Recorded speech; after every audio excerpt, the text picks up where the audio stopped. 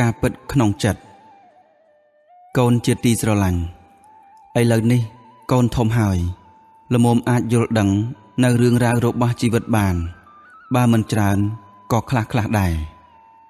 កូនគង់តែបានដឹងហើយថាឪពុកម្ដាយស្រឡាញ់កូនច្រើនប៉ុណ្ណាកូនប្រៀបបីដូចជាកែវភ្នែកឬថ្លើមប្រមាត់របស់ម៉ែឪដូច្នោះឯងឪពុកម្ដាយនឿយហត់ក្នុងការងាររាល់ថ្ងៃនេះកូនក៏ដឹងដែរថាគឺដើម្បីកូនគ្រប់គ្នាបើសម្រាប់តែមាត់ពីរ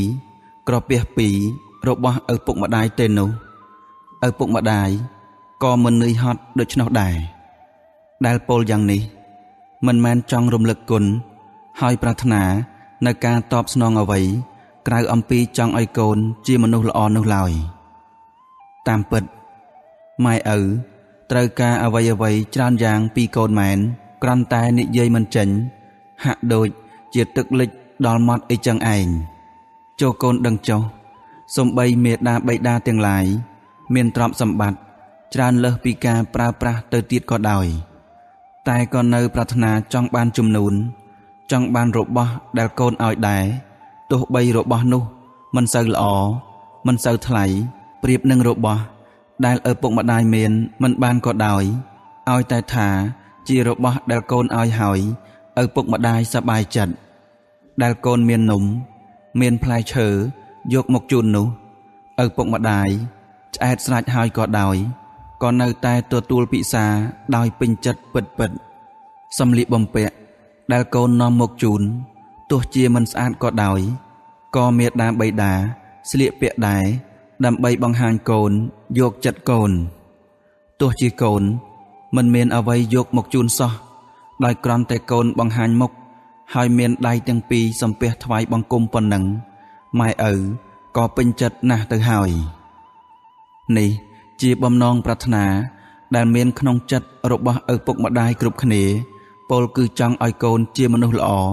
គិតល្អធ្វើល្អនិយាយល្អដឹងគុណដឹងទោសទៅតាមសេចក្តីពិតប៉ុន្តែឲ្យម៉ែឪហាមាត់ប្រាប់កូនថាថ្វាយបង្គំមកទិញផ្លែឈើល្អឲ្យមកយ៉ាងម៉េចរួចទៅម្ល៉េះហើយមេដាបៃតាខ្លះបានបិទភ្នែកលាចាកលោកនេះទៅទាំងដែលមិនធ្លាប់បានឃើញកូនក្រាបសំពះខ្លួនម្ដងផងពាក្យពេចន៍ម៉ែឪកូនត្រូវចាំបណ្ដាំទឹកចិត្តពិតពាក្យព្រំពាក្យប្រាជ្ញពីព្រេងម៉ែឪផ្គុំនិយមព្រះពុទ្ធវិសុទ្ធពេជ្រ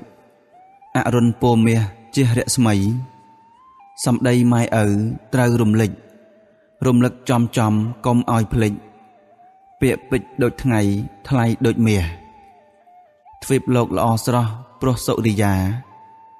មេដាបៃតាគឺជាព្រះជាដួងសុរិយាយាត្រារះកូនត្រូវសំពះទិសបូពេទិសបូមានន័យបុព្វការីបង្កើតប្រុសស្រីពេញពោះសទ្ធាពាក្យពេចន៍ម៉ែឪត្រូវដូចជាសុរិយាក្នុងគ្រាបំភ្លឺលោក